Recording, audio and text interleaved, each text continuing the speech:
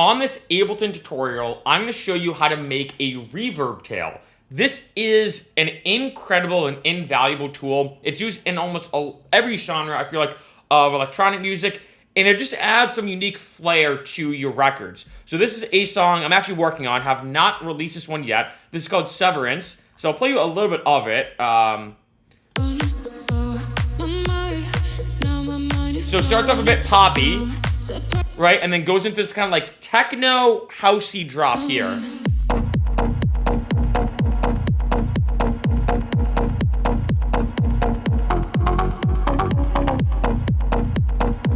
Right, now what a reverb tail does, to show you, I use it a lot in vocals, you can use it a lot in synths or pretty much anything, is it's the, as it sounds, it's the reverb itself kind of tailed out. So you can see it right here. So I create a reverb tail, and it sounds like this. So I did it with the vocals. So if I do this, right? I also can build it too. So I do this. And what's cool about this is it adds a unique kind of atmospheric element in the background, especially for vocals. So I can have this, right? Right? And it's meant to be very subtle in this case. So, right? Now if I don't have this on, it sounds like this. A little bit more boring in my opinion. The biggest tool I feel like for a lot of reverb tails, especially when it comes to vocals and pop, is you kind of use it as a subtle build or sweep up to the vocal melody. So I have this right here. You got control of me. Right? So what I do is I do this. You got control of me. Right? Sounds a lot cooler, especially in this one little interlude. I'm going to turn this off or keep it off. So if I do this, you're going to hear. Right? And then kind of comes out of nowhere. Now there's some cool effects with that, right? There's some uses to that. But also, this to me sounds a lot more unique, especially because in this one little interlude or bridge, not a lot going on. So I was like, I want something to keep the listener interested in a certain section. So I have this. Right? Also, it makes it seem a bit more atmospheric, a bit more like suspenseful, I feel like, especially to go into a build. So here's how you do it. Now, there's numerous different ways to do this. I'm going to show you, in my opinion, the easiest and the best. So the first thing I'm going to do is I'm going to pick the vocal that I want. In this case, I'm going to do this one because this is actually what I did in this record, and I'm going to duplicate it. Now, even though I'm doing this in Ableton, you can do this in any DAW. The strategies are still the same.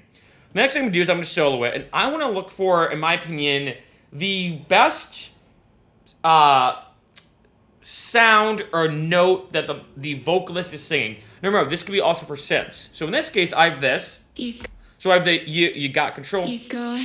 I personally thought this was better. I like that better because this is kind of. Shoot, let me do this. So this part. I don't like that part. Let me do this actually, yeah. I don't think that's as good. This has more of like a, I don't know, like I think a better effect for a reverb tail. So I'm gonna do this. Go all the way here, so now I just have this. Next thing I'm gonna do is I'm gonna delete all of this. So all I really want, in this case, is just that one note. So I'm gonna do this, and maybe this. Now my goal is for the exact sample that I have right here to not change. What I mean is this. If I do this, actually do this, the note changes, right? That's not what I want. So I want to make sure I have the exact portion, almost as if I'm, like, say, doing like a vocal splicing melody that's very common in future bass, like marshmallow style music. So it's gonna sound like this. Next, I'm gonna add reverb to it, and my goal is to make this reverb, for lack of a better word, aggressive. So I'm gonna take off my EQ. I want this to be almost as straightforward as possible without any effects besides reverb. So I'm going to turn this on high. So I have this. And I'm going to go to decay time specifically and just raise that up. Doesn't really matter. So I now have this. Right. Next, I'm going to go here and I'm going to freeze this. So what I'm doing is now I'm saying to Ableton, hey, freeze this in terms of it's not going to change. So now that this track is frozen, so I can't really touch it. And now I'm going to flatten it. What flattening does is it turns this entire track into just an audio file. So now when I do this, I have this. Now, Another way you can do this, just to show you, I might as well, is a technique called resampling. I can create another audio track, do resampling, hit record, and then do it this way. Personally, I don't like that because I have to actually like wait for the recording to happen, and sometimes other things can pop up. In addition, if let's say your CPU is going crazy, that's going to be an issue. Luckily, I said this before in other videos, I got a new computer after 10 years. And so this computer has like the M1 Max chip and everything. It's actually the most expensive thing I've ever bought besides like my car. So luckily this computer's CPU is pretty good. So, and it better be. But anyway, so I have this now. You're going to notice what Ableton does. And I'm just talking about Ableton now, but remember, this could be different in other DAWs. It records, when it comes to the flattening aspect, the vocal itself and then the tail. You can see it's called a freeze tail. I'm going to delete this. So now I just have this. Typically, I find this first little part is usually like not the best of what you want. This best way I can work. There's probably a better way I can work that. But I'm just going to delete this right here. Even just that one little section. So now I have my own reverb tail. I'm just going to delete this because I have the same reverb tail down here. But to show you, so this is what it sounds like, right? After I just kind of put it on. After doing some processing. I also put reverb on the reverb tail. That adds a lot more atmospheric effects to it, I find.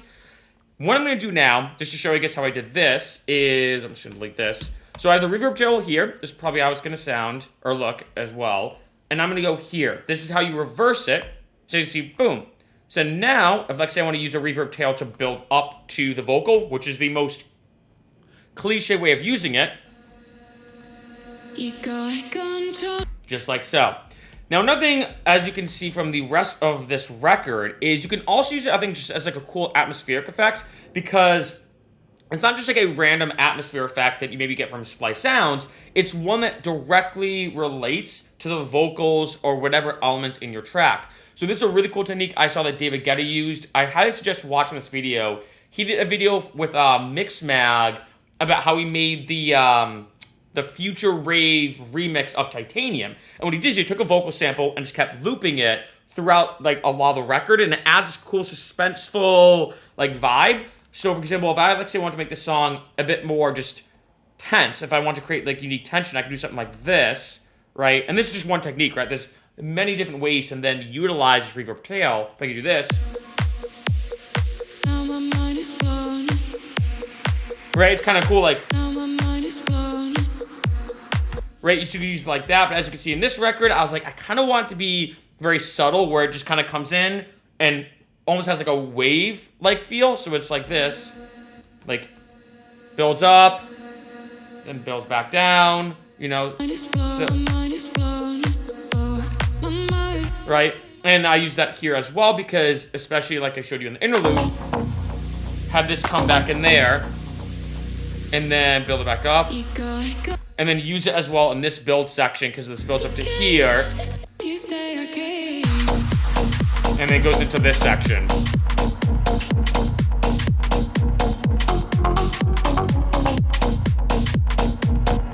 Also, one last side note, kind of funny, I can't remember the last time I used Massive when it comes to any of my records, but kind of cool. So shout out to Massive, still an amazing amazing synth. I know Serum is everywhere now. I mean, as you can see, I've used Serum a bunch here. But something about the classic Massive sound sometimes is exactly what you want. But anyway, that's how you do it.